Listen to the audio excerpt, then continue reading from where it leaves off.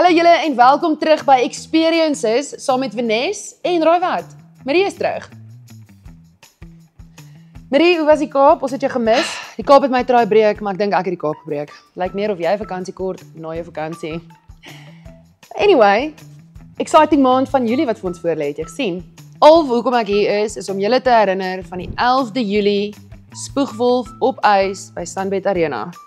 Jy wil dit nie mis nie. Wel, die 11de Julie in Margate is dit die Oppie Kus Music Festival. En daar's amazing artists van Prime Circle, Jessie Clegg, Jay dag 1, dag 2 Fatman, Snotkop en Appel. Wat wil jy meer hê? Geen regtig om nie. Ek gaan Spoegwolf op ys doen. Dis die beste show. Wel, ons gaan duidelik nie hierdie battle Moenie met my stry nie. Moving along swiftly. Wat is hy? Word wakker. Soek jy koffie? Gaan professioneel wees. Die eens in jou lewe. Wat is beter as om 'n boer te help tydens droogte? Wat?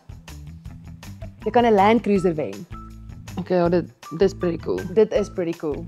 So gaan na iTickets toe en skryf vandag nog in. Gaan help 'n boer en gaan wen moontlik vir jouself 'n Land Cruiser. Die sluitingdatum is 31 Julie. Hey. Jy's so onprofessioneel, weet jy dit? Marie was die hele maand verlede maand by Heroes in Brackenfell en hierdie maand is daar geen uitsondering nie. Juanita Du Plessis, Roan de Tooy, Prime Circle, Watershed en vele meer is by Brackenfell se Heroes restaurant. Kry jy kaartjies. Soos julle weet doen iTickets groot events. Soos Krone, die 30ste Augustus. Ek hoop jy het 'n kaartjie. Doen hulle ook skole events soos die Menlo Laerskool Koorfees, 26 Julie. En trust my, daai kinders kan sing. Nee Marie.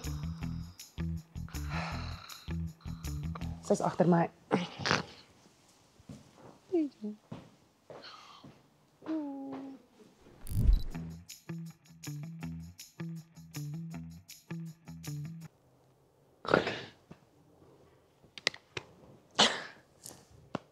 Hallo? Waar's almal?